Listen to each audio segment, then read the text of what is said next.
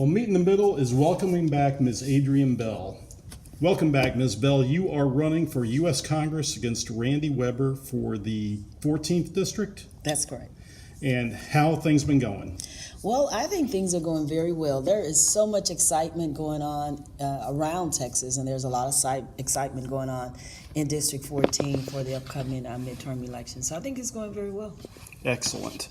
Well, we got some questions, but first I think Sam has a few things he wants to talk to you about before we get down to those 10 famous questions. Since the last time we met, what's changed? What have you learned on the campaign trail? When did we last meet? Do you remember? It had to be probably October. October. Okay. Yeah. Okay, that's October, November, somewhere around that. Because I think our last show was in November. That's about 10 months ago. A lot has changed. Well, some of the things that I've learned that people are really interested in is education. I talk to a lot of seniors. They're really interested in what's going on with seniors, medical costs, retirement, or loss of retirement, protection of Social Security, those kind of issues, and veterans. Okay. So I've just learned more of the populations. Each of the cities are different, and learning the cultures of each of the different areas. Yes, sir. Okay. And tell us again what areas you cover, so individuals know the territory. Okay. Well, it's Southern Missouri County, which goes from Rocheron to Freeport. It's all of Galveston County, and then all of Jefferson County. Okay. Well, that's pretty good. Yeah. Now, what is the one thing that you wish you'd known 10 months ago?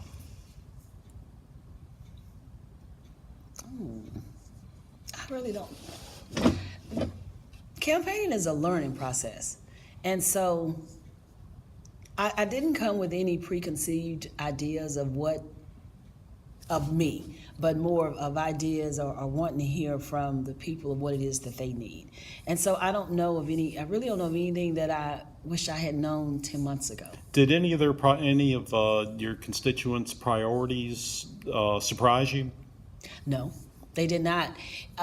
Like I say, I really didn't. I know what things that I think are important for this country. And as a teacher, I believe education is important. Even growing up, education was always important. And I found out that is the number one issue that crosses all boundaries. People want their children to be educated. They want them to have a good quality education. They want them to have a safe environment for them to go to school. And so those issues did not concern me because it was people talking about taking care of their families and the policies that we need to help them achieve that, or being a senior and you're supposed to be in your golden years and not experiencing that and wanting policies that will give you that safety net. So by safety net, I guess a large portion of that is healthcare. Healthcare, Social Security, making sure that they can receive benefits. I was talking to a veteran last night, and he was talking about, he was a Vietnam veteran, and because of the mean that they put into place, there are certain things that he didn't receive that he was told that once he starts serving that he would receive. And then you find out later that they changed the policies and you can no longer receive them. That or the recruiter lied. Yeah, that happens. That happens. That happens. That happens a lot. And yeah. It's unfortunate, but when you get, I've been reading about 65-year-olds in bankruptcy, and the bankruptcy filings for seniors has tripled since 2001.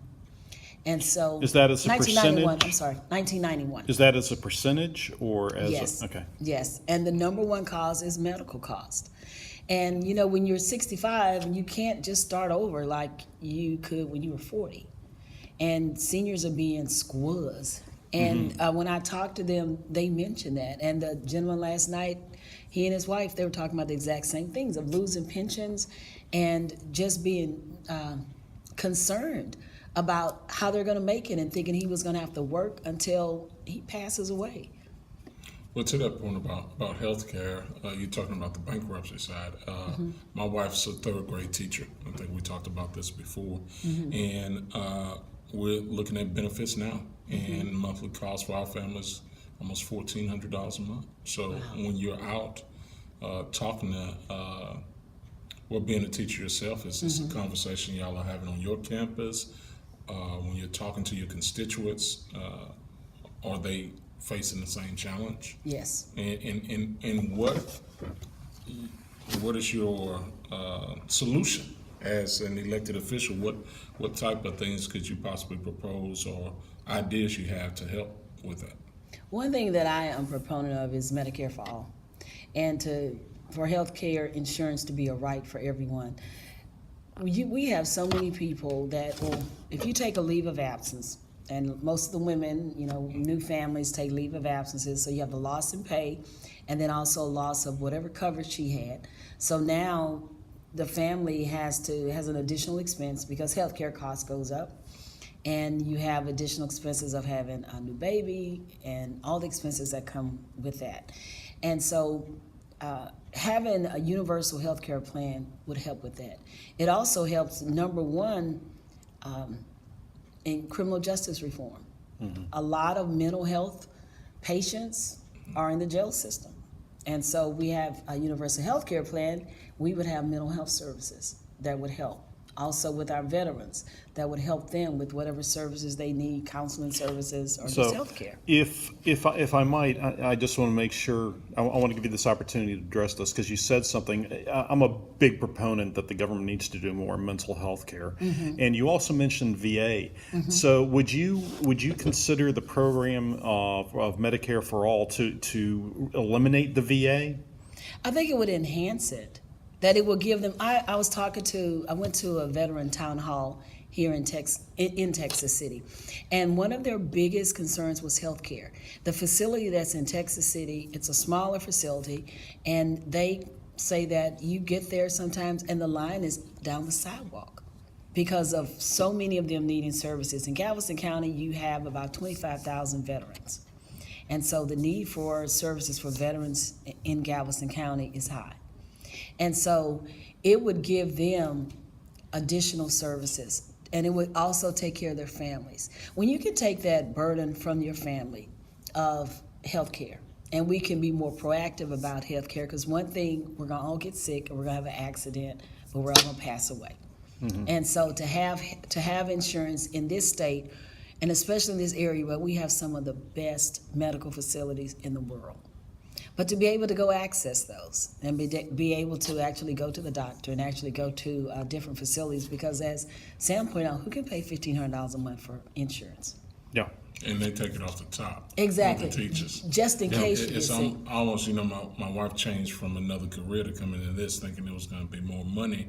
But when you start subtracting the benefits or the cost of the benefits, she's probably making less now than she was before.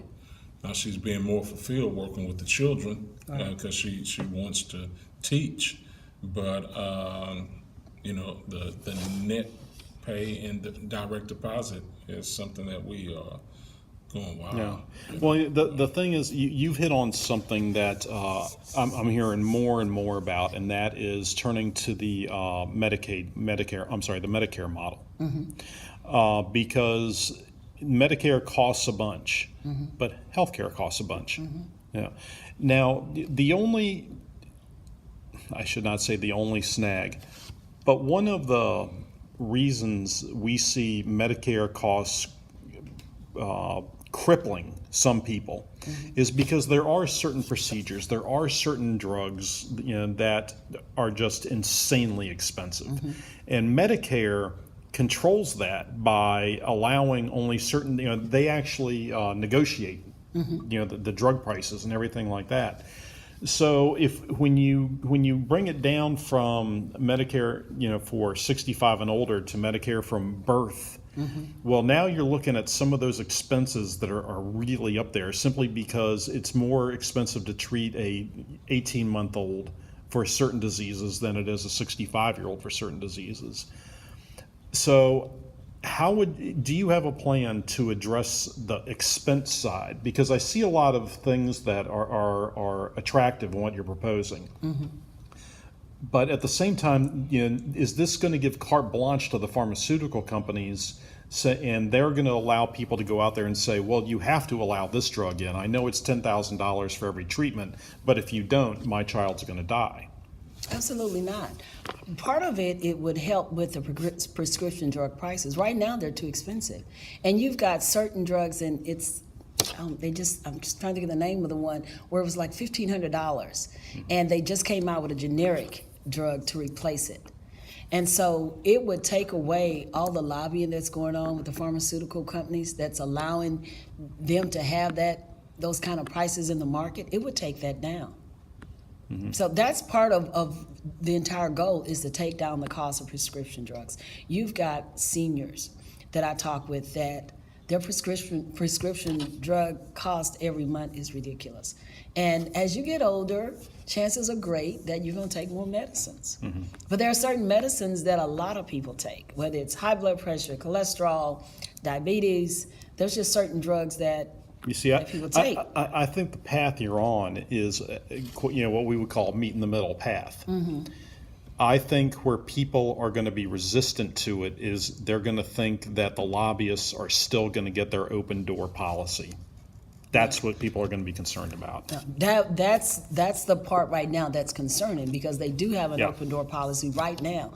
They're part of the reason why we're paying so much for prescription drugs. That needs to be eliminated and controlled, so that we put caps on what people pay for prescription drugs. Because if we're going to be more proactive about taking care of our health, and then we're meeting some of those things on the front end instead of waiting until people get sick.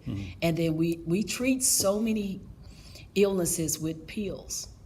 Perhaps we won't have to have so many pills that we take. Right. Our lives will be a little healthier and a little bit better, because I could actually take my child to the doctor to get a checkup. Okay. I know they're getting good care. And remove, to your point, removing the profit out of the medical field. Not so much like people still need to be able to make a living, but if it's driven solely Shareholder profit. Shareholder profit, in the sense that decisions are being made just based on the profit margins as opposed to the overall health of patients and individuals. Right. Now here we get into the complexity, because how do you run a company? A pharmaceutical company is a massive cash burn. And they, for every drug that comes out, there might be 10 that fail. And those 10 that fail, cost tens of millions of dollars, and they get nothing out of them. Now, I don't like, doctors and nurses. That's where our healthcare system is. It's a conundrum, because we want to control costs, but we want our pharmaceutical company to still continue a pipeline of new and better drugs. Right. To address what we have. Well, I think if we're able to find a solution, a meet in the middle type solution, where we could reduce the liability costs for providers, doctors, malpractice insurance, and all those type of things, because I think there's a lot of things that Maybe go we into should driving switch up seats when we're talking about this. Love you guys. That's it. We sometimes, you don't know which one's on the left and which one's on the right. It depends on which view you're I looking just for. realized that. Yeah. I'm in the middle. That's right. Yeah, that's right. That's why we put our guests in the middle. But that cost passes on to the consumer, and it passes on to our community. But having a healthy populace has got to be good for the country. Why wouldn't you want a healthy population? Right. But there are individuals that profit off of sickness. Exactly. Now here's the thing about a healthy workforce is a productive workforce is great, but it didn't work for Greece. It didn't work for Italy. There are places it doesn't work, and it doesn't work because, truthfully, they're inefficient systems that are saddled by graft. It works great in Germany. It works great in Denmark. Why? Because nobody in government would ever think of ripping the people off. You know, there is a great pride for civic service. And, you know, truthfully, I'm half Greek. You go to Greece and it's like, a little bit here, a little bit there, nobody's going to notice. And next thing you know, the country's bankrupt. And that's where the efficiencies, you know, come and go. And that's why when I say, you know, a lot of people can, not everybody, but a lot of people can agree on the welfare model, but how are you going to keep just a little bit here, just a little bit there, so that eventually the efficiencies get whittled down so much that it's inefficient. That's the conundrum. You know, that's the question. We can create the model on paper. Can we implement it? Well, we won't know till we try. No. I would rather take the risk of what you just described, of even going through the process and building the process, than the risk of having unhealthy Americans that we have right now, where Texas is ranked the last and 4.3 million people uninsured. To me, that's more bothersome than what if this works, what if it doesn't. We know over here we've got all these uninsured children and moms and dads. What about them? What about their health care? And what about taking care of them? Because we're still going to pay for it. Any way it goes, when we have an unhealthy society, we're paying for that. Production, we don't have it. Well, I think there's so much exploitation in the system. Also, from another end, you know, I was listening to one of the questions last night at the town hall meeting in Texas City, And that was for Beto O'Rourke, is the Beto O'Rourke, and one of the ladies speaking said she had a full-time job, but the company. They were allowed through a loophole to have a 12-month look back before she was eligible for her benefits. I don't know if you had walked out. And because you're able to select your own window, they selected the longest window that they could before having to provide benefits to her. So she had a window of that of having no coverage. So she was able to go to Planned Parenthood, she said, to get some of the basic things she needed. But if it wasn't for that, she wouldn't have anything at all. And then, you know, you're going through that first 12 months hoping nobody in the family has any kind of major incident. Right. Okay. This entire year. So this is going to end our first segment with Ms. Adrienne Bell, and we'll be back for the next segment tomorrow. But for you, it'll just be in a few moments.